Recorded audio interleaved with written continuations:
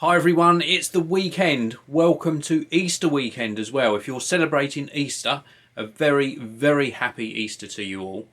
Also, this is the weekend long Q&A session. If you're new to these videos, let me briefly explain.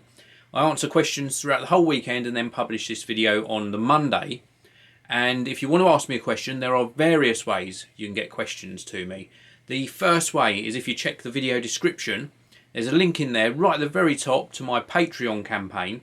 If you like what I'm doing, you want to support what I'm doing, and also help me bring back the Mega Gadget Collection series of videos, you can show your support from just $2 a month. If you're in the UK or another country, it automatically converts the amount that you actually donate to me.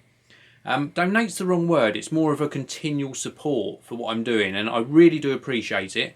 It's entirely optional. You get various perks, and also one of the perks is you get priority when you ask me your tech questions. The second way is via a donation link in the video description as well, and this isn't really for questions. This is if you want to request a shout out or some promotional activity for your business, YouTube channel, Twitter, whatever you're doing online or offline. I suppose it would work for offline as well. And then the third way, the very simplest way, is you can tweet your questions at Geekanoids and use the hashtag GeekQA.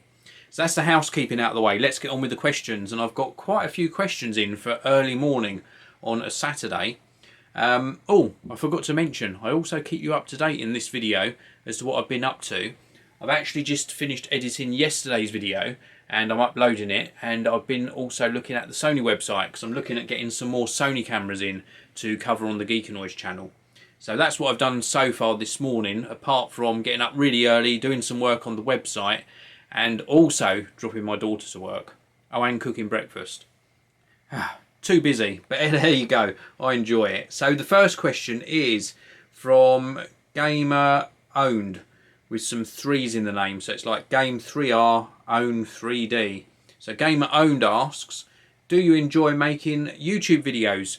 Thoroughly enjoy it. And you know, what I enjoy most about making videos is sharing knowledge. That's what I enjoy most. So if I have an experience and using my knowledge of technology, I can help share that experience, or maybe avoid people purchasing a product that doesn't work quite properly, or maybe finding a product that's absolutely awesome. I love sharing that online, and that's what I really do like. And what keeps me going? The feedback that I get, the comments, the interaction from you guys and girls. That is what really makes it all worthwhile. So anyway, so do I enjoy making them? A resounding yes, absolutely. Next question is from Tom Gaskin. What features do you think that the iPhone 6 will have over the iPhone 5S? Well, I really appreciate your question, Tom, but I hate talking about rumoured products because they're all rumours. Like, it's a puppet. If you live in the UK, you know what I'm on about with that.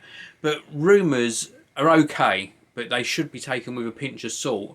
You're asking what I think it will have. I think it'll be faster. I think it'll have more memory. I think they might increase the storage capacity. Maybe we'll get a 128 gigabyte option this time. Maybe. And I think it will have a slightly larger screen. Will they offer two screen sizes? I'm not sure. I'm really not sure. If they did, fantastic. It means they're diversifying. Other manufacturers offer mini versions and larger versions and max versions of their smartphones, and Apple seem to ignore that trend. So maybe they'll break that sort of expectation this time around. So that's what I'm thinking, but I don't think it'd be a radical change. That's not what Apple do. They don't normally do that. And then the next question is about a larger screen device. It's from Andy. What's up, Carlton, on Twitter. Love that Twitter username. I've convinced myself to get a Galaxy S5 when I upgrade my contract. Are there any major flaws I should know about? Well, first of all, I know you haven't asked this question, and I know I can't predict what position people are in, including yourself.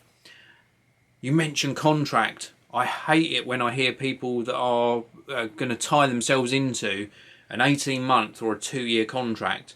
So if you can, and this is only if you can, I don't know your situation, but if you can afford to just buy the phone outright and go on to a SIM-only deal, do that, because then you're not overpaying. You're not overpaying for the minutes and the data, etc., you're paying a reasonable amount for a SIM only, either contract or rolling contract on a monthly basis in the UK, and buy that phone outright. And then if you don't like it, you can sell it. You're not tied into a contract, and you just buy another phone when it comes out. Or if you love it and then they bring a new one out in a year's time and you're still tied into that contract, again, you can upgrade. So I just had to say that. I'm really know that wasn't what you asked. Regarding the Samsung Galaxy S5, of course, I've got one in the studio to review. Absolutely loving the actual form factor. I like the screen, amazing screen. Love the 4K video capture, superb. Photo quality, more than acceptable. Nothing fantastic with photos, but more than acceptable. What I don't like is two things. One, the TouchWiz interface. What Samsung have done with this, it's all over the place. Some of it looks reasonably nice. You go into preferences and it's all big round circles. Goodness me, it's really nasty. I don't like it at all. And the other thing that I really don't like is that this time around, Samsung had an opportunity. We see it with the Apple iPhone 5S. Really nice materials used in the build. We see it with the HTC One and then the newer HTC One M8. Really gorgeous materials. Superb construction of that smartphone. What did Samsung do? They missed a trick this time around. They could have used better materials instead of using plastic yet again. Samsung, you should know this by now. People want quality when they're buying a supposed flagship device. So, my answer to your question is it's fantastic, but just remember it has to meet your expectations, not mine. For me, it doesn't meet my expectations. I could love it or leave it. I wouldn't care less whether it was available or not, to be honest. But I do love certain aspects about it. Like I say, the screen is wonderful. Oh, and the performance is good as well. Battery life's okay. Performance really great. And if you just concentrate screen onwards, so you're sort of what you're looking at most of the time, I don't think you'll be disappointed. But do take into account you have got that really heavy TouchWiz sort of customization on the Galaxy S5. Some of the things that they've added as well, like the heart rate sensor, the S-Health things and everything, very gimmicky. You might use them a few times and then I think they'll soon drop off of your radar. Brilliant question though. So it's now Sunday and the Geekanoids website redesign has actually come on a lot over yesterday, and I'm so pleased with how it's turning out. Now, I was going to be showing you this next week, but I'm going to give you a little sneak peek right now. So this is it. This is the major redesign of the Geekanoids website. I've done this grid type format and split the website up into zones. I thought it was a really nice way of helping you discover what you're interested in. So we've got like an Apple zone here, Q&A zone, video zone, audio zone, smartphone zone, and photography zone. Now we've also got some geek zones down the bottom of the page, and this is for sort of geeky findings that I've discovered throughout the week, and these will be updated regularly, so you have to come along and check this out each and every day before they disappear. But if we click on one, for example the Nest thermostat here, that takes you to the Nest thermostat page. We've got a really cool gallery that we can click through, and this displays just some images of the particular item. Then we've got a little write-up about the item where you can actually pick it up and purchase it online. And then as you scroll down, this is what I'm really pleased with, the grid format comes into play on each and every page. So as you get to the bottom of the article, then you can click through onto another one. Perhaps we want to have a look at the Tetris mug. And again, there's a little write-up, photos of the mug, and then as we come down the bottom of the page, back to the grid format. Now, I've kept the zones into things that I'm interested in. After all, it's my website, but I will take your feedback. If you think something should be added to this top section, let me know.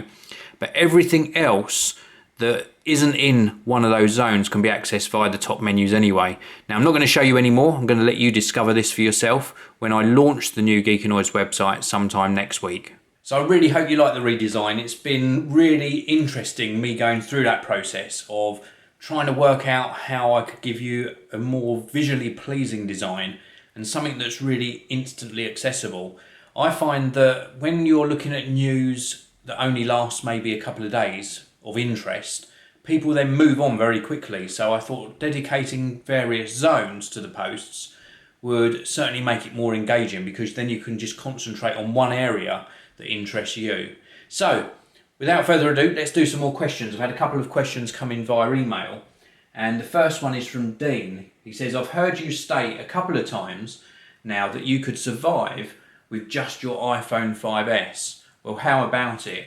Could you do a week of Geekanoids, or maybe just a couple of days with just the iPhone 5S? Would love to see what you could produce with iMovie. So that's a really good sort of challenge come question, Dean.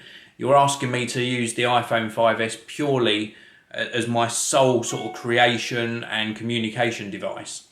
And whilst I would love to do it, I'm just too busy and I have too many commitments to other projects. I have client projects that I have to do as well as the daily videos. I think that it is possible though, and I've demonstrated this with other smartphones. It's easy to use a smartphone for recording your videos all day. And I pretty much do what your challenge is anyway. I don't always use my computer every day, apart from for uploading videos. And because my videos, the personal ones, are quite lengthy, normally sort of between 5 and 10 minutes long, it would take a long time to edit and upload that on the iPhone 5S. Not impossible, but I just couldn't really fit that into my schedule. But I did a whole day with the Samsung Galaxy S5, which is still on my desk here, Galaxy S5. I did a whole day recording with that and used that for Twitter and email communications. So I pretty much completed the challenge. But I know what you mean. You'd like me to do it for a longer period of time and really sort of prove that I could achieve that. And I think I could, but I'm just too busy at the moment. That's not to say I won't take up the challenge in the future. So brilliant question. And the next question is from Jeremiah. And the question is, I recently had a very persistent issue with my MacBook Air 11-inch. It had a horizontal line that would appear and disappear randomly, and then it went into Apple a few times for repair. And then to summarise the question, have you ever had such an annoying, persistent issue with a device? I must say that it's going to be a very short answer actually. I haven't had that sort of persistent issue where I had to keep taking something in to repair. Apart from the Chromebook, which went into John Lewis, but they didn't really attempt to repair it, I don't think. And in the end, they ended up damaging the Chromebook. And in fact, because they didn't solve the fault, and they'd mucked me around so much and disappointed my wife because it was my wife's Chromebook, they actually ended up refunding the original purchase price, which was actually purchased over a year ago.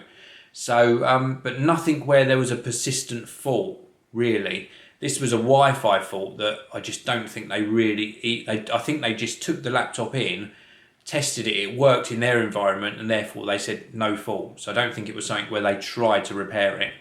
But anyway, moving on, I've also got some questions on my iPhone that have come in via Twitter.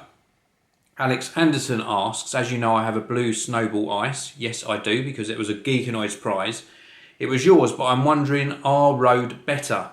Now, better has to be quantified, because if you feel that the blue Snowball is lacking in some way, then of course you can always improve on the audio if you spend a little bit more on another sort of microphone. And it depends what sort of environment you're using it in as well. So I would check out the Rode. You might find something that sits on top of your camera that you're going to use for out and about recording, or you might want another USB solution, which Rode also offer. They offer a few USB microphones, or you might even want to go up to an XLR microphone where you input that into an audio interface, and then you've obviously got even more control over your levels and headphone monitoring, etc. So definitely check it out. I do think you can definitely improve on the blue Snowball Ice microphone, purely because that's an entry-level microphone. So you can, of course, get much better microphones on the market nowadays. So great question. The next one is from Android Man Production. What do you think of Google's Project Ara? Will you buy one for daily use? Do you think it's a step in the right direction? Yes, I do. Now, for those of you who aren't familiar what Project Ara is, it's basically a smartphone that's made up of modules, and you can choose which modules you have on your smartphone. So if photography is important to you, you can choose the really high megapixel superb camera sensor. If you don't take photos and you want really good battery life, then you can choose the block that adds extra battery life to your smartphone. So you choose what you want your smartphone to be. So I think it's very, very exciting. Will I get one for daily use? I don't know, because I don't know how good it's going to be. Will I get one in? Yes, I will get one in to have a look at. It's very, very exciting. And then the last question for the Q&A session this weekend is from Mr. Gadget. My question to you is, what makes you subscribe to a smaller YouTuber? What is it that does it for you? Well, small YouTuber, large YouTuber, established YouTuber, any sort of content creation, even somebody who just publishes to a website, what does it for me is the quality of the content. It has to be something that interests and engages with me. So it doesn't matter if you've got, let's go back to the YouTube question, it doesn't matter if you've got 1 subscriber, 10,000 or 1 million subscribers. You have to produce content that I'm personally interested in. Now that might be technology, it might be cameras and photography, which I really am passionate about. It might be something that makes me laugh. And you've got to think that there are YouTubers out there that have got so many subscribers, millions and millions of subscribers. It doesn't necessarily mean I'm going to subscribe to them if their content isn't something that interests me. So I hope that sort of answers your question. The content is the key factor. It has to be good. And it's a very personal choice as well. I love technology, but if you look in my subscription feed, probably only round about 40, maybe 50% of the channels I subscribe to are technology channels. The rest of them are a mix of funny channels, photography, a few things to do with Lego, some movie things, a real mixture. So it really is just all about the content, but a brilliant, brilliant question. So that's it for this weekend's questions and answers. Thank you very much for asking them. I hope you're all having a fantastic weekend. A lot of you will be watching this on the Monday, and of course, because it's Easter weekend, it is Bank Holiday Monday in the UK. I'm not sure if it's Bank Holiday Monday in any other countries. Let me know actually in the comment section below if you actually have Bank Holiday Monday. Here in the UK, we certainly do, and all of the banks are shut. Some shops are open, but a lot of people are off work and they get that sort of extra day off work on the Easter weekend. So thanks very much again for watching. If you've got any new questions for next weekend, don't forget there are links in the video description which gives you details how to get questions to me, and of course you can tweet them at me at Geekanoids with the hashtag GeekQA. Please do hit like on this video. I'll see you all next time. Thanks so much for watching the video. If you'd like to watch another amazing video from me, please do click that top box. And if you want to subscribe to my geeky channel, click the red box on the bottom of your screen now. Thanks for watching. I'll see you next time.